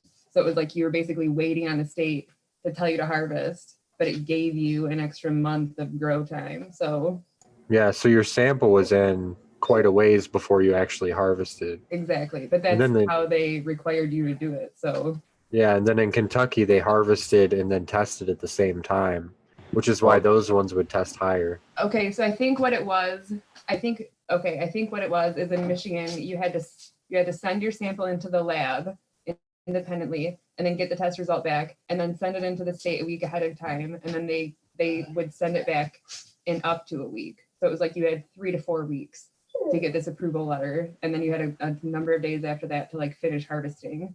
But in Kentucky, I think it's like you cut everything down and send a sample from that batch in and have it tested, and then they say yes or no. But because they only do biomass in Kentucky, they shuck all of the hemp, and so they have hemp flower and hemp stalks and stems and whatever the fuck else it's called. And so if it tests too high, they can just ground biomass, so the stalks, back in to the product to lower the THC content and send it back in for testing. So they don't necessarily have to destroy it first round. And I don't know what options in Michigan there are if you test high. We just heard today that if you tested high, you had to destroy your crop here in They would Michigan. they would send somebody out to your house and they would destroy your crop. At your cost. Yeah, Well, sure, everything's at your cost for this shit, man. It's. I had mentioned that there was this humongous run up in hidden fees for you to be a cultivator to supply all this. That you have to have so many different testings and this and that, and it's like, man, it's getting really expensive to do this shit, man. shout out to Jack Greenstock in the chat. He said that he believes that there's an enzyme that hemp growers are spraying on their plants that prevents the CBG from turning into THC when they're growing a hemp product to keep it from going too hot, which that's an interesting idea. Skilbo's always preaching enzymes. But also, like Green Meanie was saying, that CBG is also the precursor to CBD. And what was Jack's response to that? Yeah, but I think people are happy to get CBG since it's worth a lot more than CBD. So yeah, that's interesting because yeah, it's a precursor to CBD. Also, that like it could go either way. You know, a high CBD plant, if it was flipped opposite, would be a high THC plant. It's got the same precursor. Right. But I guess if you're going for biomass and you spray that on there and it lowers your CBD percent a couple of percentages, but keeps your crop legal, that's probably a necessary evil, I guess. Well, that's what cops have been doing for ages to up the weight and get you higher jail sentences. They throw in the whole damn pot if they could. Sprinkle Usable some weed on product. them. You know, that's my argument for everybody who wants to tell me that the weed back in the day was so much weaker than it is now. No, that's not the case. It's the same damn plant. If it was grown the same way that we have now with the technology we have now, then we would have had this kind of weed back then. You know, it's a plant, you know, I'm sorry. I'm not so sure they had bred 30% genetics in the 70s and 80s, but they had some good stuff like Yeah, skunk but it's not and Northern Lights. That's all amazing stuff. Yeah, but it's because we can talk to each other remotely that we know about these 30 plus genetics. I mean, it's not like everybody has the 30 plus genetics right now. So back then, nobody had that kind of communication per se. So it was just what your local circle had. So you might have came across one legendary strain or something like that. But they're out there. It's just people. You have to find the people that are growing. It was the grower. It had nothing to really do with the strain at that Oh, point. for sure. Yeah. You know, the select cultivation, all the science and stuff definitely helps. Jack in the chat, he's the guy that would know. And he says that there was a 26% in the early 90s. So I yeah, think I mean, there's people. Mel Frank shares stuff from the 70s all the time on his Instagram. Yeah, so I really think that's kind of I don't buy it when people say that, oh, the stuff of this day and age is so much stronger. No, it's not. It's the same plant. You were smoking boof. Just admit it. Oh, everybody was smoking boof, man. You said they cover a high times. It's terrible. Right. Man, I mean, I don't know. I knew a grower in the late 80s, you know, I was a kid, and this shit was amazing. You know, like it looked like what was in High Time magazines. It really did. And it was just because he knew how to fucking grow plants. You know what I mean? I don't think people that were like regular gardeners were as often interested. back in the day and growing weed. I mean, for what we're, for medicinal or cannabis use, like I think that the awareness has come more recently with all that stuff in terms of growing your own at home and how to do that in a more scientific way, so you can have, obviously, like if we were obsessed with growing tomatoes, we'd have the best tomatoes. They'd be the best tomatoes there'd be, like whatever it is, if we were obsessed about growing it, it would be at the level that cannabis is now. This would be the tomato grow show, bro. It could be any kind of grow show, really. Right, and that's it, is that the cannabis plant isn't really that much different. I mean, when you don't know how anything works, you can assume that, it must be different. It can't be like growing this or that or the other. But it's funny because, we were talking earlier about how CBD is a fad and CBG might be the next fad. Realize that fucking THC is a fad too. It just happens to be a really well fucking entrenched fad. But a lot of those older strains were coming in between 13, 14, 15, 16, 17%. You can still get those. They will still fuck you up. Don't think that it's got to be 26% for you to feel some kind of effect off it for some kind of way, especially if you're using it medicinally. Right. Well, how often have I, bought 30% THC cannabis from a dispensary, and, it doesn't really do it for me, in terms of the effect I'm looking for, The last memorable strain I smoked from a dispensary was 19%, which is crazy to me. Yeah, and I want to shout a couple of people out in the chat because I couldn't agree more. And it's talking same thing we're talking about. Jack Greenstock was saying, the most potent shit isn't high THC in his opinion. Some of the 18 and 22% with a ton of terps gets him way higher than the 30+ percenters. And I've ran into the same kind of thing. Yeah, that entourage effect for sure. Yeah, and then the American one talking about when I said this stuff was boof, he said, no, it just looks like boof, and some of the best stuff he smoked, what do you say? It looked like stingy crap. He was pissed off. My buddy brought it for me. It was Thai weed. It was black and looked like shit, but it's fucking killer weed. And I have a story just like that. I think I've told it to you guys before. It might've been a podcast, but I'm going to share it again. Because the same things, like when we do our outdoor, we dry our plants in the garage. So this year, or was it last year, when we went and hung our harvest, we found like a branch from the previous year that hung in a garage that all seasons, it hit them all, dead of winter, the heat of the summertime, everything. This weed looks terrible. It was brown and crinkly and just terrible. But of course we smoked it anyway. And that stuff floored us. Like, we couldn't believe it. We couldn't believe how strong. I mean, it tasted like what I would imagine smoking dry oak leaves would taste like. It tasted terrible, but oh my God, it destroyed us. It was really strong. I don't know what, maybe it all degraded to a CBN or whatever the changes that made, but it was a strange terpene that hit us, and it really hit us hard. Yeah, we're just dying from the mold spores and whatever else was on there from over a year. Spider poop. We got some strong lungs. I think a lot of that to do is you guys nailed it. I can't, unfortunately, because I'm low bandwidth, watch what's going on in chat.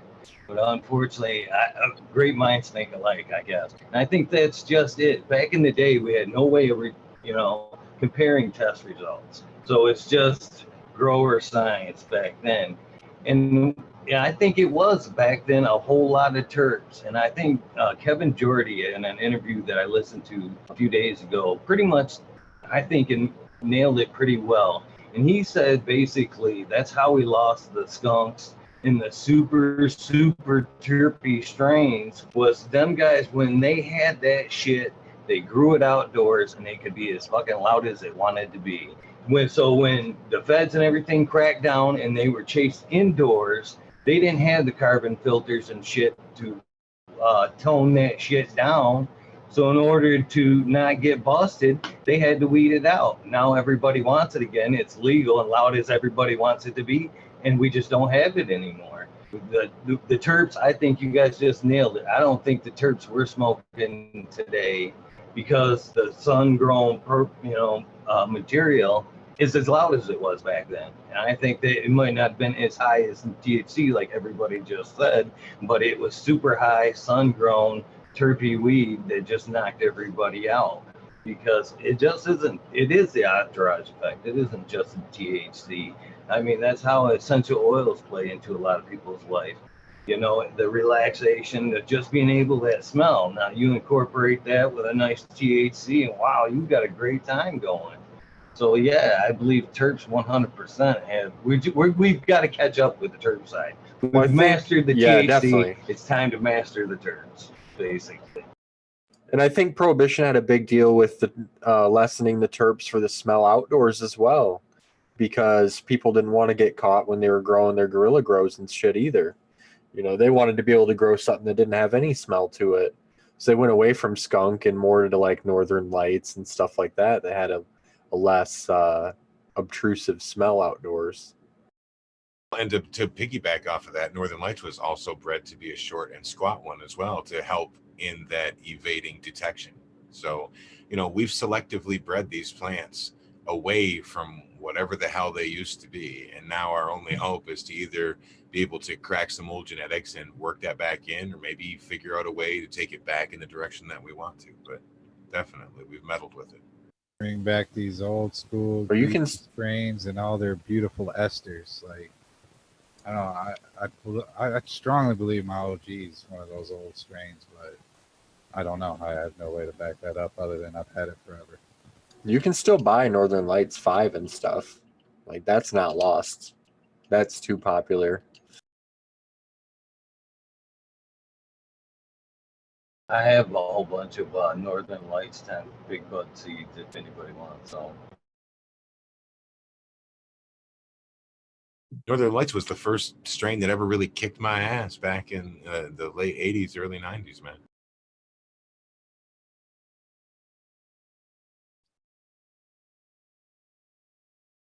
Yeah, I've got a strain that's a cross. It's a Northern Lights crossed with headband. You know, it's called Headlights, and strange because I get a really pine smell out of it most of the time. But if you really let it cure up, it'll get that cat piss smell almost. And it's an interesting plant. It doesn't usually test super high, maybe 19%, but it's one that's really sedative like, and it's weird. It's like you're sedative, but it's not enough to put you to sleep. So kind of just numbs you a little bit. But I don't know. It's been struggling in my grow room lately. I'm thinking of cutting her out, especially since I brought all these clones in from you guys. So I want to cut of it. Okay. Spartan. Okay. If you pass, you can give her. If you're thinking about giving it, pass it along, because I love headband, and if it's got a nice piney terp, I'm definitely interested. I'll keep it for you for a minute. Oh, sweet. That'd be perfect. All right. At next time, I'll cut some clones and I'll get some out to you. 2020 says they're interested in the headlights. All right. Well, we'll get them out. We'll have to. Well, I'll have to go cut some clones and get all that ready. But try to get some rooted clones and figure out how I can get them out to people. 2020, you should get us some cool cut or something we can get to our group here. We'll all run it. I think they wanted us to have the Bad Girl Breeders Cut there for a minute. That'd be cool. We could all run that. Yeah, I'd be down. That sounds good to me. They're just releasing that in Fem. You can get Fem Seeds at Bad Girl, I think. They're releasing it, or they already have. Yeah, they said Bad Girl in chat. Yeah, if you want to get the Bad Girl cut to us, we'll get that all moved around. We do events. We're gonna do events every 2 months at Old Man's house until his wife throws us out. Old Man said, "Hey, look, nobody." Remember, it was nobody took a shit on the table. See, we're keeping with that tradition. Not yet. On the table. Yeah, they could send Carlos out. Carlos could come out.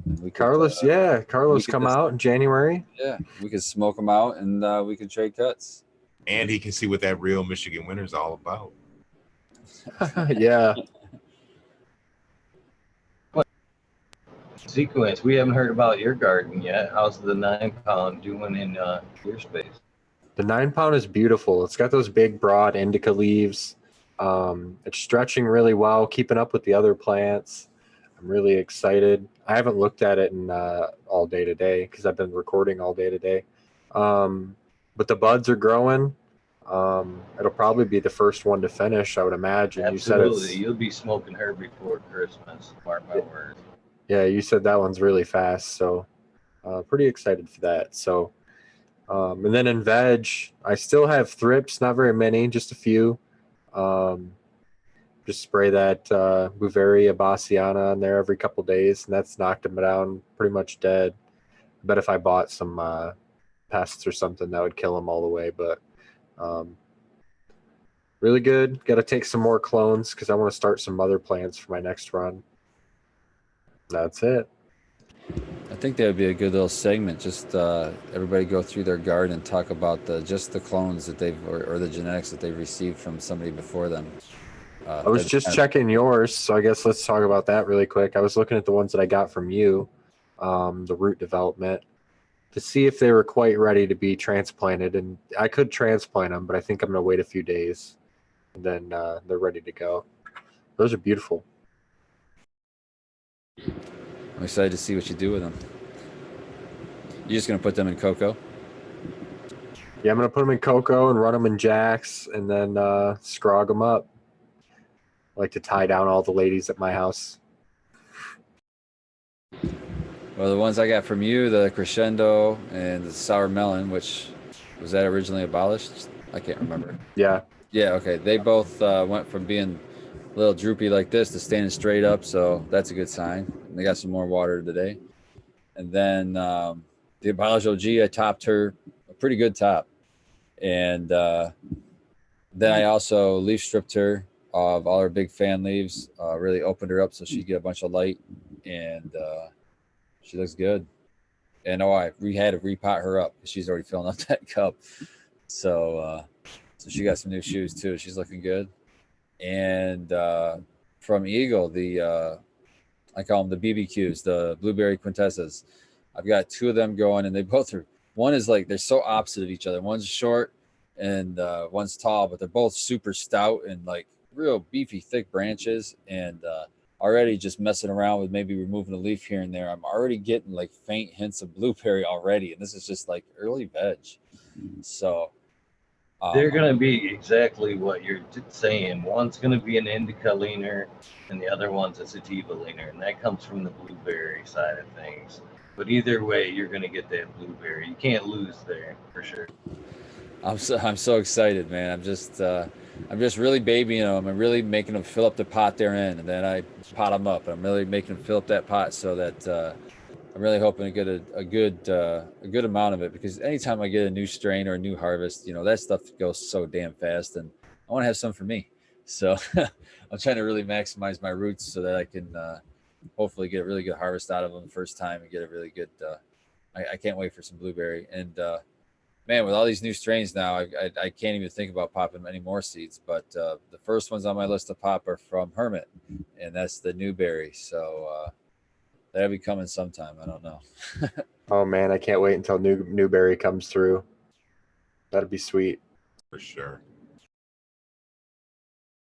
Man, the last couple of weeks I've been talking about how I want to get back to monocropping and just picking 3-4 strains that Good luck, man. going, and then all my buddies here opened up their like keeper cuts. So I shit you not, I got like 6 new like strains on top of the 3 other ones that I'm like kind of pheno hunting right now. So it's gonna be interesting next few months.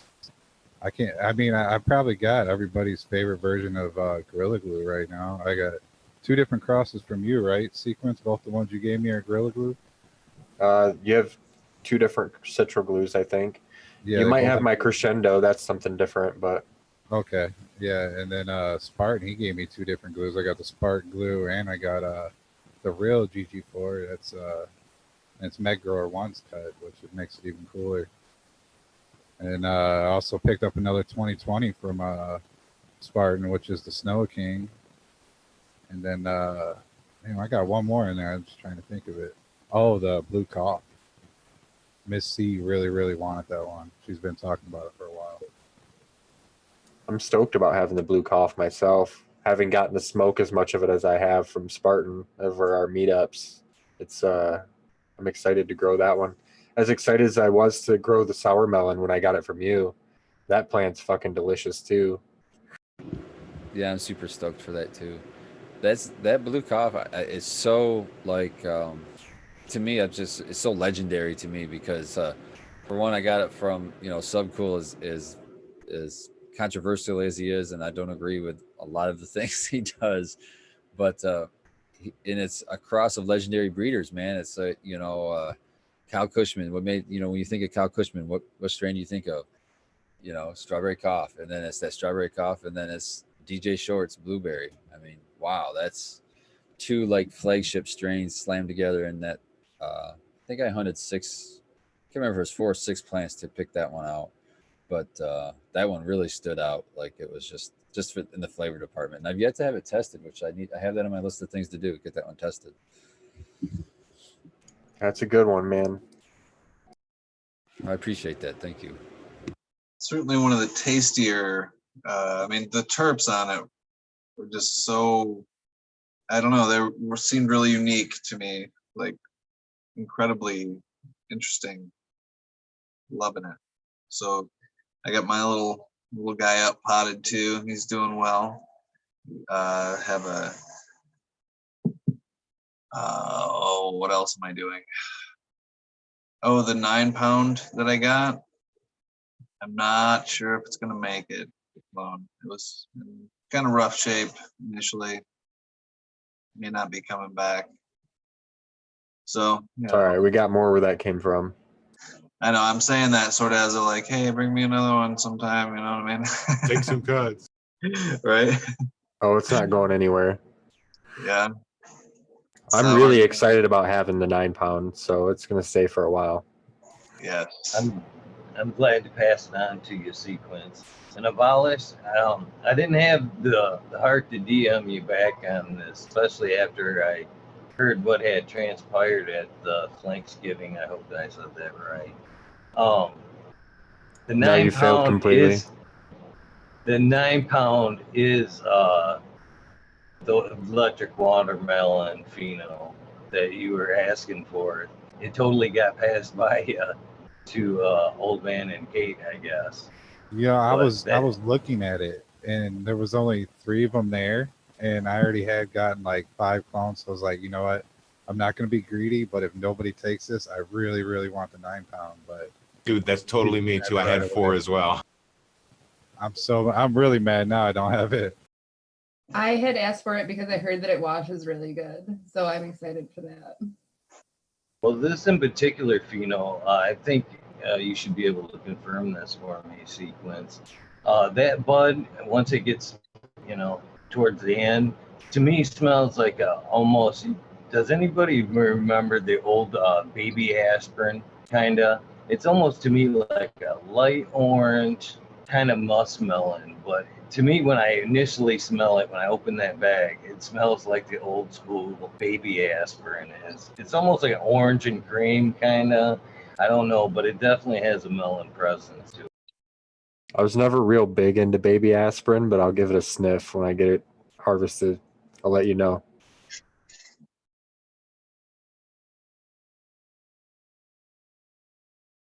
And just like that, we have 10 minutes to go in the show.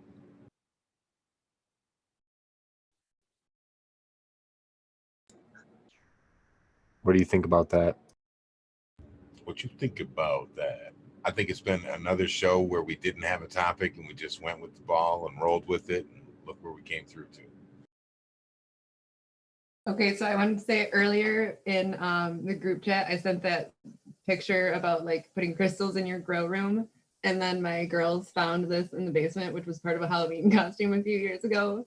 And I was like, this is going to be my grow crown from now on. But also, I tried to look up the information for how to explain that, which, by the way, I have no idea how to actually do. I'm just aware that you can. I don't do that kind of extractions. But they can get 60% out of cannabis plant extractions. So My dog's barking, so I can't talk right now.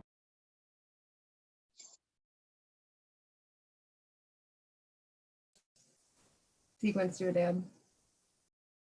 Okay. What are we up to now, guys? I think This is 8, I think. this is like 3.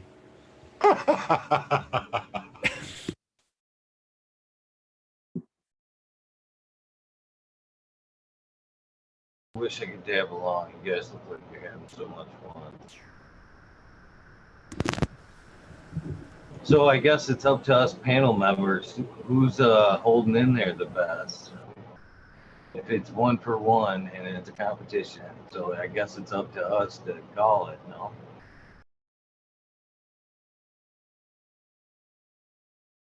I've been looking at that plant that's next to you the whole time we've been doing this show, Eagle.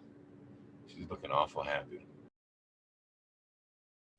I honestly haven't been able to tell to answer your question on that because I haven't been hearing Kate talk a whole lot, so I hasn't really seen switch to her screen. I'll have to switch screens and see. No, she still looks awake. Faded, bro. Hey. I'm kind of biased because both screens are paused for me and Kate's eyes are shut and Sequence is looking down, so I can't tell. I'm ripping fat clouds like old man this episode. It's like I feel so bad for Eagle every single week having to put up with like the fingernails on the chalkboard behind you the whole time you're trying to enjoy a show, knowing that the internet is going so slow. You just want to rage out. That's why that bag is back there. He probably beats the shit out of that after every show. Would anybody like to hear the story of that? A little bit? Absolutely. What's going on? Well, I called a few weeks back when we initially started having problems and complained. And fuck it, Frontier is who it is. I called and they said, okay, yeah, we can help you. We'll send you out another router, and that at least you can divide up your stuff. And because you're at your limit, sir, which we didn't really discuss at that time what it was. And a couple weeks went by, and I never received anything on the date they said. And they said I was going to start being billed on the 29th. So I excitedly thought I was at least going to see some increase in speed, which obviously no, never happened. Or I never received anything. So I called them, and I'm like, what the hell? And they're like, yeah, we don't know what happened. Your second router got canceled, and you are at the max speed you can have, which is 3 megs, which is nothing. And I'm telling, they're like, how many devices do you have? I'm like, just counting, what doesn't connect right now? At least 11 devices. And they're like, oh, no, can't you split it up? Don't you have cable? I'm like, no, I don't have cable. Cable doesn't come this far. I unfortunately have to stream everything through you. And unfortunately, you're telling me the best we can do is 3 megs. So unfortunately, I'm shopping satellite at this point, trying to get a better connection for you guys. I just want to give you a shout out for fucking sticking with us every week because I really enjoy it when you're here, bro. Just did a speed test really quick, and I'm at 112 Eagle for comparison. Dick.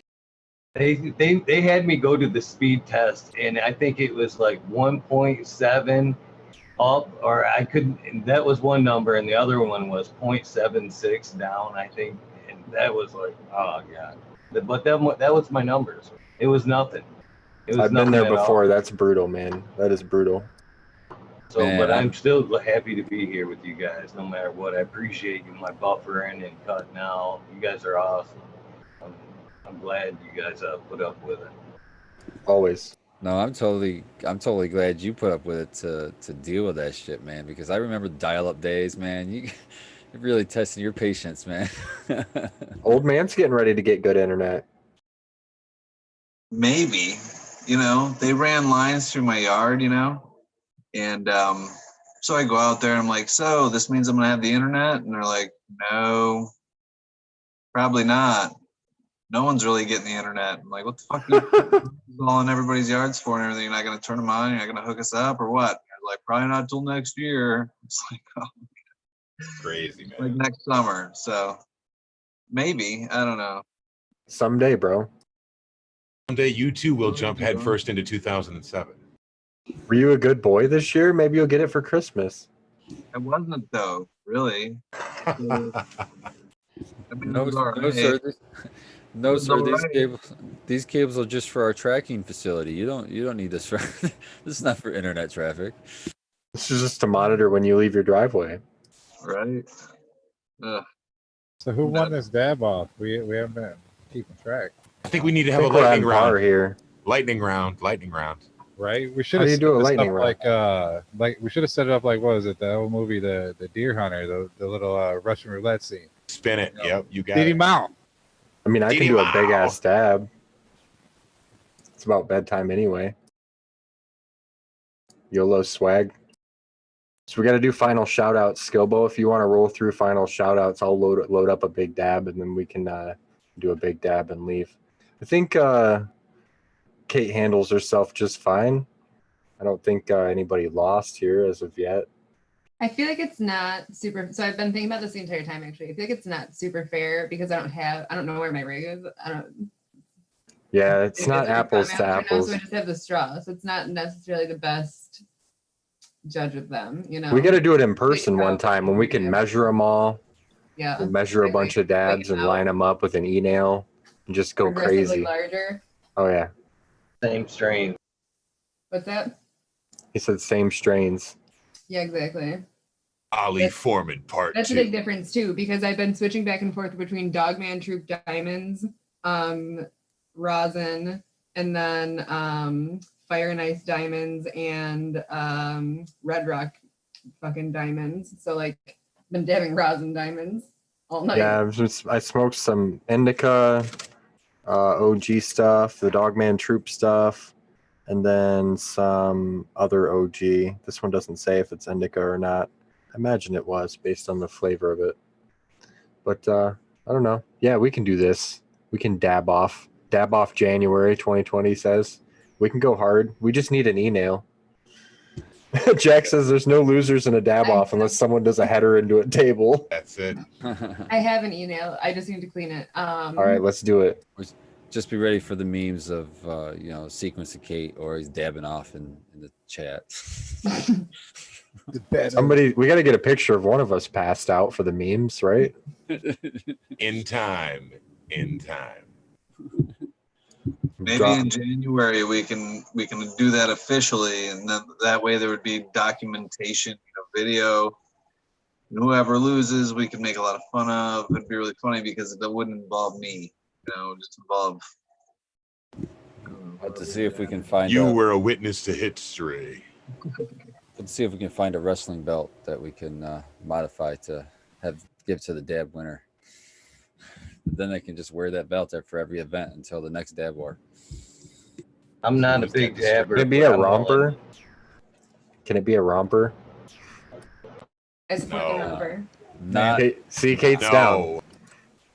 The idea is I'm not gonna. That's just another way for you to try to get my clothes again, man. No, Spartan, we know you were never gonna wear the romper, but because you're never gonna win, so it's not an issue in that regard.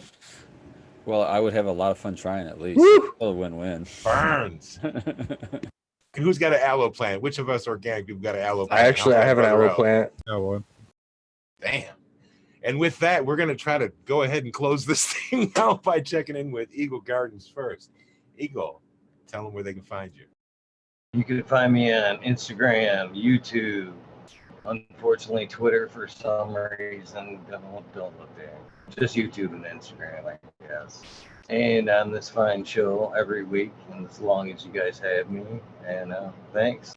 I love chatting with you guys. Still kicking myself for all of that person to person, man. Just something to be said with that live interaction. I'm not missing the next one. I love you guys and can't wait to talk to you.